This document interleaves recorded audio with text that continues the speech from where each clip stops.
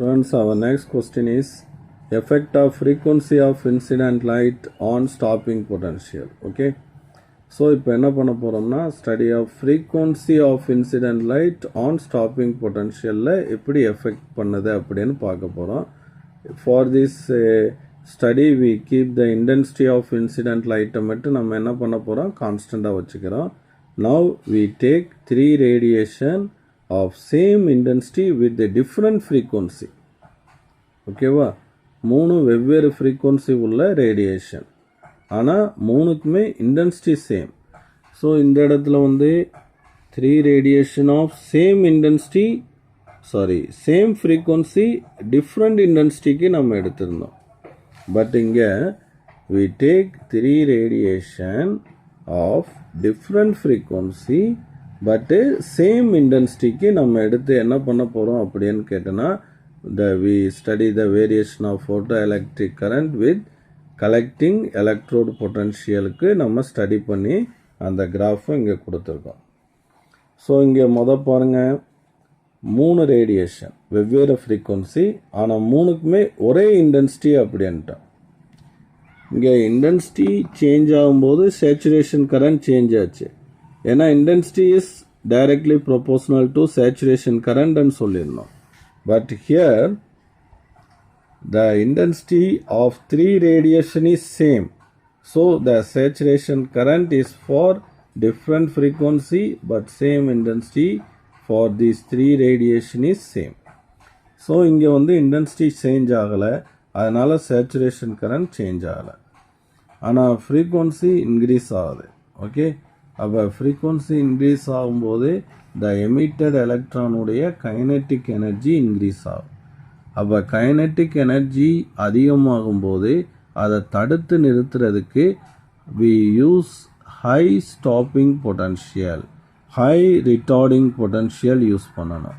அப்போ for increasing frequency the corresponding stopping potential is also increases அப்படிங்கிறது தான் இங்கே கொடுத்துருக்கிற முக்கியமான result. Okay, so greater the frequency of incident radiation, incident ரேடியேஷனுடைய ஃப்ரீக்வன்சி அதிகமாக இருந்தால் larger is the corresponding stopping பொட்டன்ஷியலும் அதிகமாக இருக்கும். This symbolises that frequency is increased. Frequency increase ஆகும்போது எமிட் ஆகக்கூடிய photo electron emitted with a greater kinetic energy la emit ஆகும்.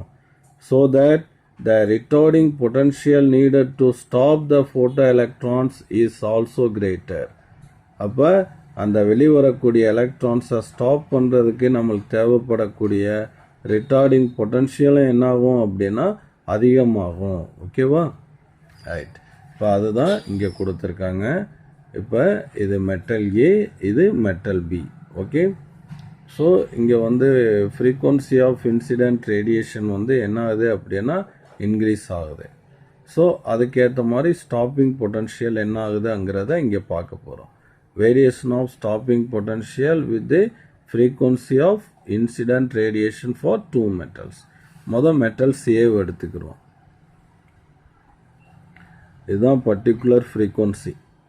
அந்த ஃப்ரீக்வன்சிக்கு மேலே உள்ள ஃப்ரீக்வன்சி படும்போது தான் அதிலிருந்து என்ன ஆகுது அப்படின்னா எலக்ட்ரான்ஸ் எமிட் ஆகுது. ஓகேவா, அது கீழே அந்த ஃப்ரீக்வன்சி போயிருச்சுன்னா அந்த எலக்ட்ரான் வந்து என்ன பண்ணாது அப்படின்னா அதிலிருந்து மெட்டல் சர்ஃபேஸ்லேருந்து எமிட் ஆகாது. ஸோ நம்ம டிஸ்கஸ் பண்ண தியரியில் வந்து frequency is proportional to kinetic energy. ஏன் சார் இப்படி சொல்கிறீங்கன்னா, ஏன்னா நம்மளுக்கு நல்லா தெரியும் ஈக்குவல் டு ஹெச்மியூ 5th யூனிட்லலாம் பார்த்துருக்கோம். அப்போ எனர்ஜி வந்து எதுக்கு ப்ரொபோர்ஷ்னலாக இருக்கும், ஃப்ரீக்வன்சிக்கு ப்ரொபோர்ஷ்னலாக இருக்கும்.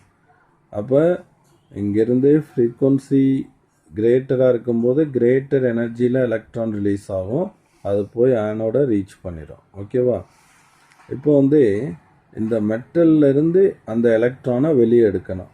ஸோ அந்த எலக்ட்ரான் எதுக்குள்ளே இருக்குது, மெட்டல் இருக்கக்கூடிய அந்த நியூக்ளியஸ் அந்த ஆட்டமில் வந்து பவுண்டிங்காக இருக்குது. அப்போ சர்டைன் ஃப்ரீக்வன்சி, சர்டைன் எனர்ஜின்னே பேசலாம், சர்டைன் எனர்ஜி டிக்காக அந்த ஃபோட்டான் படும்போது தான் அந்த நியூக்ளியஸ் பவுண்டிங்லேருந்து அந்த எலக்ட்ரான் வெளியே வரும். சப்போஸ் எனர்ஜி கம்மியாக இருந்துச்சு அப்படின்னா அதிலிருந்து வெளியே வராது. அப்போ சர்டைன் ஃப்ரீக்குவன்சிக்கு மேலே இந்த ரேடியேஷன் படும்போது தான் இதிலிருந்து எலக்ட்ரான் எமிட் ஆகும். ஓகேவா? ரைட். அது கம்மியாக பட்டுச்சுன்னா அந்த எனர்ஜினால் என்ன பண்ண முடியாது அப்படின்னா அந்த ரேடியேஷனால் அந்த நியூக்ளியஸ் பவுண்டிங்லேருந்து அந்த எலக்ட்ரான் என்ன பண்ண முடியாது, வெளியேற்ற முடியாது. ஸோ அதான் இங்கே என்ன கொடுத்துருக்கான் அப்படின்னு கேட்டேன்னா, below a certain frequency no electrons are emitted. So normal ஃப்ரீக்குவன்சிக்கும் கீழே போயிடுச்சுன்னா எலக்ட்ரான் எமிட் ஆகாது. அப்போ அந்த ஃப்ரீக்குவன்சிக்கு பேர் தான் த்ரெஷோல்டு ஃப்ரீக்குவன்சி அப்படின்னு சொல்லியிருக்கான். ஓகேவா?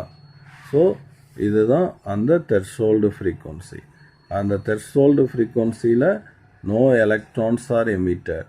So at this threshold frequency, this is the threshold frequency of the metal A. This is threshold frequency of the metal B. At threshold frequency, the stopping potential is equal to 0. சரியா? இது வந்து ஒரு இம்பார்ட்டண்டான one word. Okay. So at threshold frequency அப்படின்னா stopping potential is equal 0. kinetic energy of the electron is 0. 3 ஆன்சரை நீங்கள் எதிர்பார்க்கலாம் one வேர்டில். kinetic energy 0னா corresponding velocity of the electron is also 0. எல்லாம் எங்கே? at threshold frequency. ஓகேவா? ஸோ இதை extend பண்ணி விட்டோம்னா என்ன ஆகும் அப்படின்னு கேட்டோன்னா, எங்கே வந்து வெட்டும்? இந்த இடத்துல வந்து வெட்டும். அப்போ இது வந்து நெகட்டிவ் ஆக்சிஸாக, திட் இஸ் த நெகட்டிவ் இன்டர்செப்ட் அப்படின்னு சொல்லுவோம். ஓகே. அப்போ the graph between stopping potential and frequency of incident radiation ஆகும்போது it's a straight line with negative intercept. இதெல்லாம் வந்து அடிஷ்னலாக நான் கொடுக்கக்கூடிய இன்ஃபர்மேஷன். உனக்கு ஒன் வேர்டில் உனக்கு இது வரும். ஓகேவா? So the frequency is increased above threshold value. அப்போ இந்த threshold வேல்யூக்கு மேலே உள்ள ரேடியேஷன் படும்போது தான், இந்த ஃப்ரீக்வன்சிக்கு மேலே படும்போது தான் நம்ம என்ன பண்ண முடியும் அப்படின்னா எலக்ட்ரான்ஸ் எமிட் ஆகும்.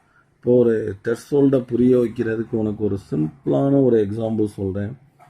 இப்போ வந்து ஒரு கடையில் போகிறோம். ஒரு சாதாரண எக்ஸாம்பிள் தான்.